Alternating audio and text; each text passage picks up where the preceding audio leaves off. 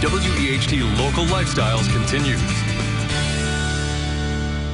And our friend Tom Bozikas is the Vice President of the Better Business Bureau, and today he's giving us a big heads up about the storm chaser scammers. They are in the area after all this hailstorm stuff. Oh yeah, and of course we got the tornado season here, and we got plenty more severe weather coming, so they're going to be out here. And what is the experience like? How do the scammers find you, and how do they appear at your door? Do they call? What's the typical ploy they use?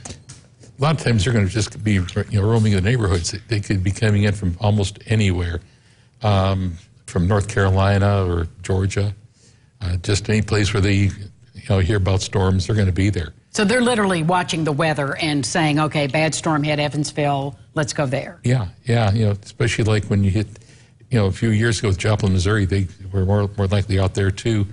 And of course you have the good guys that were trying to help everybody out as well. But you have to be careful. And it's like with these asphalt guys, they're going to come along and say, hey, I got some leftover materials. I'd like to do your drive and pave that over for you. And I did work down the street with one of your neighbors. And so they're going to tell you all this stuff. And then you don't have a chance unless you, really feel like you got the time to go ahead and contact us at the BBB so that we can tell you whether we have any information about them or not. When somebody does call you or drop by your yard or knock on your door, what are the questions people should be asking of these scammers? I mean, so a legitimate person's not standing there. First thing you're going to want to know, especially like in Vanderburgh County in Evansville, that area, you've got to have a contractor's license.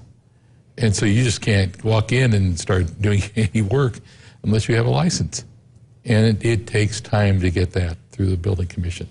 But in other areas, you're going to want to get references. You're going to want to know exactly who they are, where they're from. You want an actual address. And then you just don't want to jump into anything. You're going to have to say, I'm going to have to check you out. And will they ask you for money, like I need a down payment, or what will they say to get your money? They're going to tell you, basically it doesn't matter. They're going to want probably a third or a half up front. And they may start something and say, well, we'll be back, and you never see them again. After you've paid this amount of money. Yeah. So they're not looking for, the entire amount necessarily, just even a, down payment of some sort. And you have no idea who they are, where they're from, and so they're gone.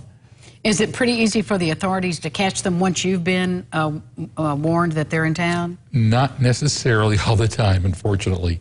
Sometimes it can, even for some folks around here that are less than reputable, sometimes it takes years. Really? Before it catches up, yeah. So note to self, just make sure you're using a reputable person, or call you, Tom. Right, call us at the BBB. Check us out, www.bbb.org. And you can, if you have the phone number of the company or you have the company name, those are two good ways to check that out.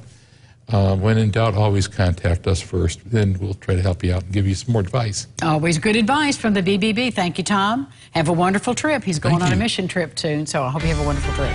We'll be back right after this. Stay with us.